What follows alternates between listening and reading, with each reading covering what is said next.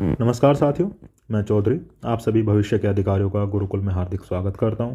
देखिए, इस वीडियो का विषय हमारे टेलीग्राम चैनल पर कुछ दिनों पहले की गई एक पोस्ट है, जिसमें हमने आप लोगों से कहा था कि यदि आप लोगों के मन में CAPF असिस्टेंट कमांडेंट एग्ज़ाम से संबंधित कोई प्रश्न, कोई डाउट, कोई शंका है, आप उसका हल या उत्तर चाहते हैं तो आप हमसे पूछ सकते हैं। हमने अपना व्हाट्सएप नंबर प्रोवाइड किया था, जिसके द्वारा आप चाहें तो हमसे वो प्रश्न पूछ सकते हैं, और हमने कहा था कि हम जल्दी से जल्दी एक वीडियो बना करके उन सभी प्रश्नों का उत्तर देने की कोशिश करेंगे। तो उस पोस्ट के बाद हमारे पास काफ़ी ज़्यादा मैसेजेस आए, लेकिन उनमें ज़्यादातर जो प्रश्न थे, अधिकतर जो प्रश्न थे वो एक ही जैसे थे। अब उनमें से हमने जो यूनिक प्रश्न थे वो छांट करके उत्तर देने की कोशिश इस वीडियो में आगे करी है। लेकिन उससे पहले एक मन में ये सवाल आता है कि क्या हमारे द्वारा दिए गए उत्तर विश्वास योग्य हैं? जो हम बताएंगे क्या उस पर विश्वास करना चाहिए? तो देखिए, इसका फैसला तो आप लोग करेंगे, लेकिन मैं हमारे गुरुकुल का एक छोटा सा परिचय दे देता हूँ। गुरुकुल अब से 5 वर्ष पहले मेरे द्वारा शुरू किया गया था, जिसका मुख्य उद्देश्य ऐसे अभ्यर्थियों या एस्पिरेंट्स की मदद करना था जो अधिकारी बनने की चाह तो रखते हैं, पर अनुशासन की कमी या अच्छे मार्गदर्शन की कमी के कारण असफल हो रहे हैं। हमारा मुख्य उद्देश्य अभ्यर्थियों में डिसिप्लिन बनाना था, अनुशासन बनाना था। अब गुरुकुल एक ऑनलाइन संस्थान है, तो अब से 1.5 वर्ष पहले गुरुकुल ऑनलाइन प्लेटफॉर्म्स पर आया। सबसे पहले टेलीग्राम पर आया अब से 1.5 वर्ष पहले, और अब से 1 महीना पहले यूट्यूब पर भी हमने इसे लाने की कोशिश की है। 5 वर्षों के इस समय में अभी हमारे 50 से ज़्यादा अभ्यर्थी अधिकारी या कर्मचारी बनकर सरकार और जनता को अपनी सेवाएं दे रहे हैं। अभी गुरुकुल में 8 लोगों की एक टीम है, जिसका परिचय अभी सामने गुरुकुल की पूरी टीम का इंट्रोडक्शन है, उनकी एजुकेशन क्वालिफिकेशंस, उनके द्वारा पास किए गए एग्जामिनेशंस, कॉम्पिटिटिव एग्जामिनेशंस, और एक्स्ट्राज में उनकी एक्स्ट्रा क्वालिफिकेशंस दी गई है, जैसे कि वो प्लेयर रहे हैं या फिर कोई रैंक उनकी अच्छी रही है, वगैरह वगैरह। तो चलिए शुरू करते हैं सिलसिला यहाँ से आगे सवालों का। प्रश्न लेते हैं। पहला प्रश्न, I wanted to get the guidance for CAPF paper 2। ठीक है, आप हमसे पेपर 2 के लिए गाइडेंस लेना चाहते हैं। ठीक है सर, इसके बारे में जानकारी हम आपको वीडियो के लास्ट में दे देंगे, आप प्लीज़ वीडियो के लास्ट में देख लीजिएगा। अगला सवाल है अनुज शर्मा जी का। Currently I am undergoing BSF SIDE basic training course. Congratulation sir, आपको बहुत सी बधाइयाँ BSF में सब इंस्पेक्टर चयनित होने के लिए। I have few queries regarding next year CAPF। जी कहिए, पहला सवाल है आपका, can I avail the central civilian government servant age relaxation while training? जी सर, आप ले सकते हैं।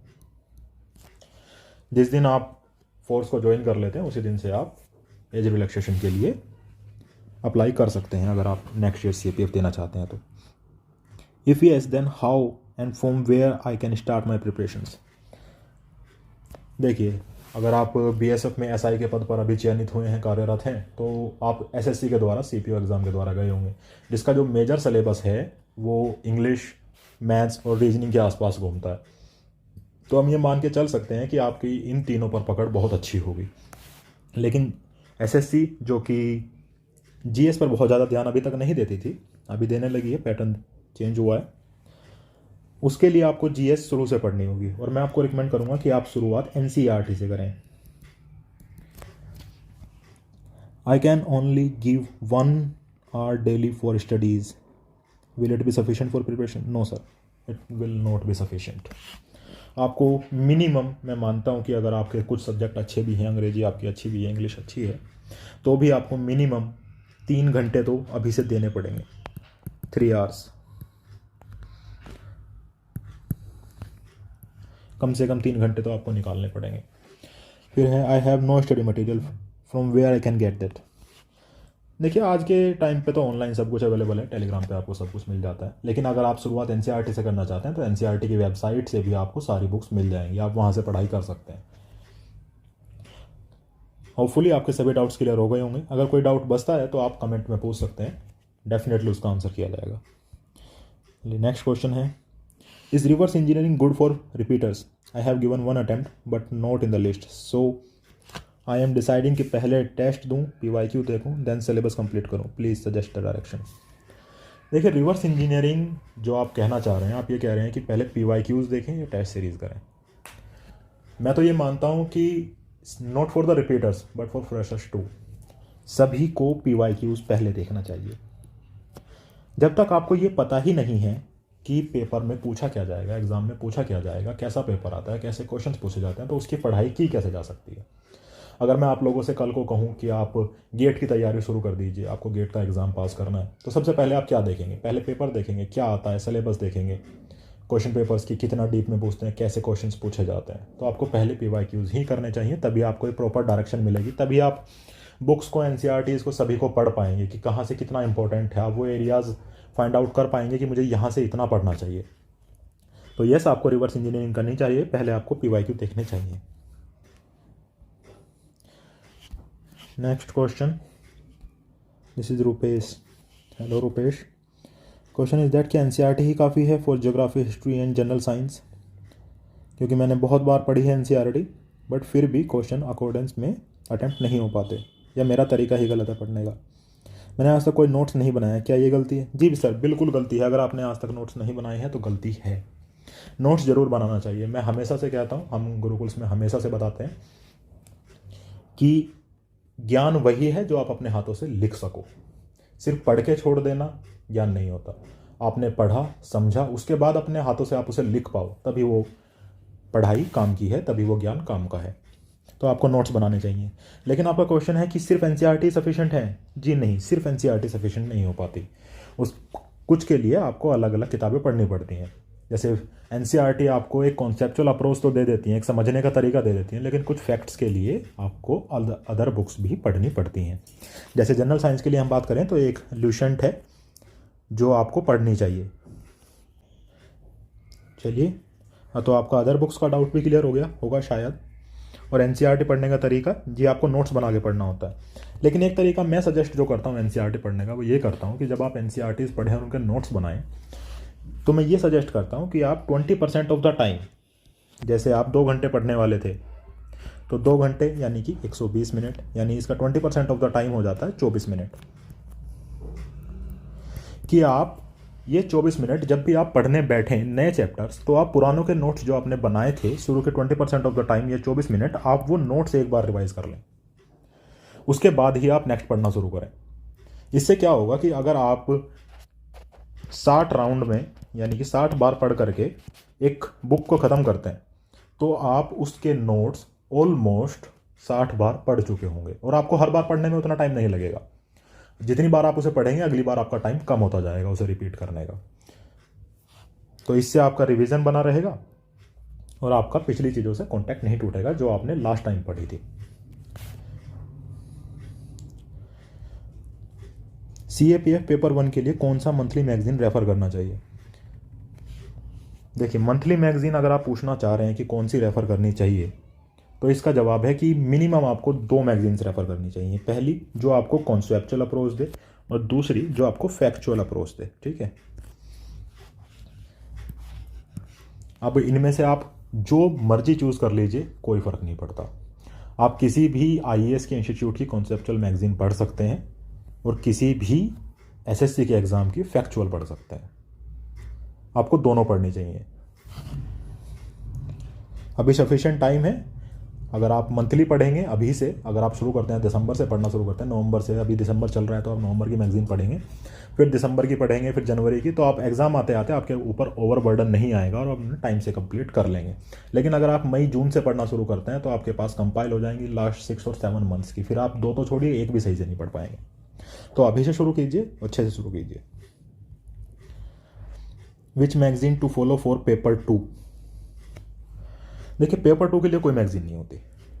पेपर 2 तो एक लिखने का तरीका है, एक राइटिंग स्किल है।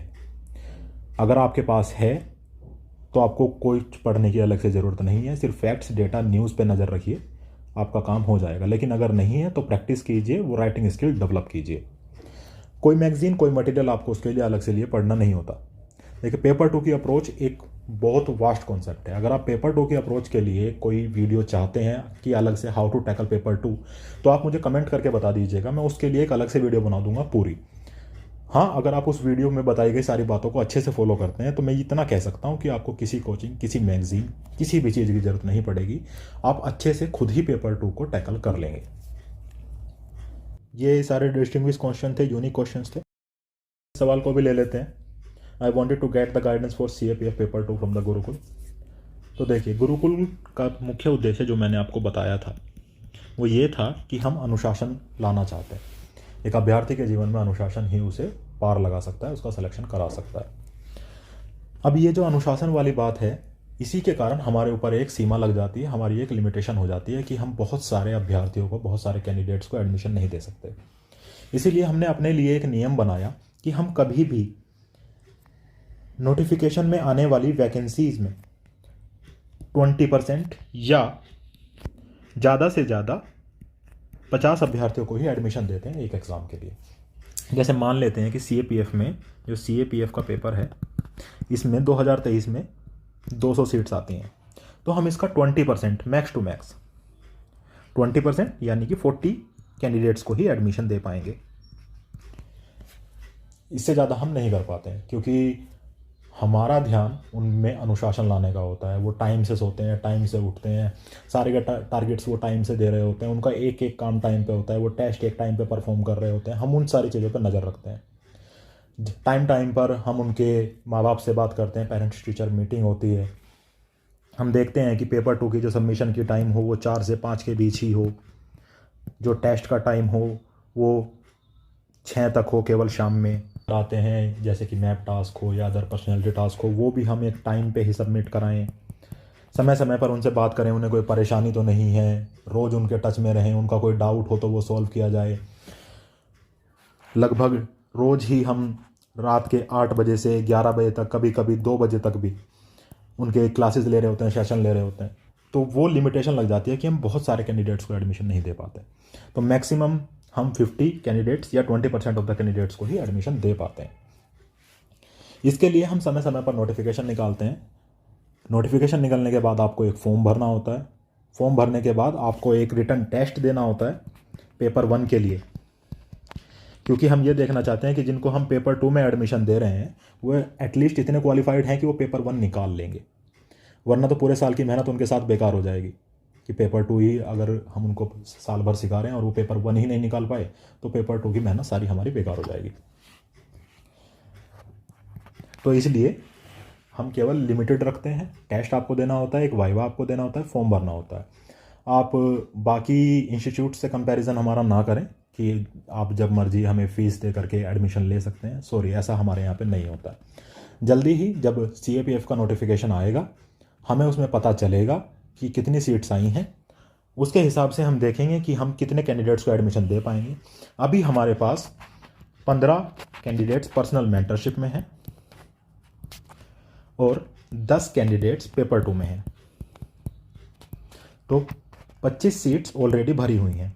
अब हम देखते हैं कि 2023 के नोटिफिकेशन में कितनी वैकेंसीज आती हैं और फिर हम अपने रूल के अकॉर्डेंस में देख पाएंगे कि हम कितने और कैंडिडेट्स को एडमिशन दे पाएंगे। तब हम नोटिफिकेशन निकालेंगे अदर एडमिशन्स का।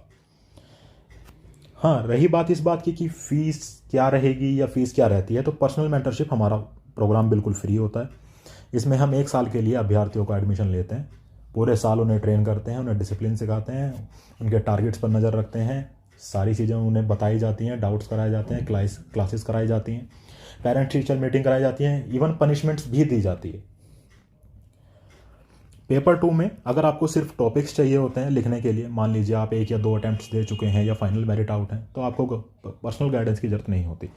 अब तो अगर आपको सिर्फ टॉपिक चाहिए तो हम फ्रीली अवेलेबल कराते हैं, सभी के लिए फ्री टॉपिक्स होते हैं।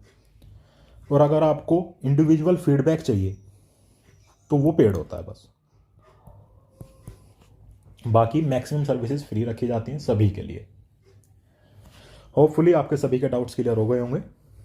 तो अगर आपको paper 2 how to tackle paper 2 पे एक वीडियो चाहिए तो आप कमेंट सेक्शन में हमें बताइएगा।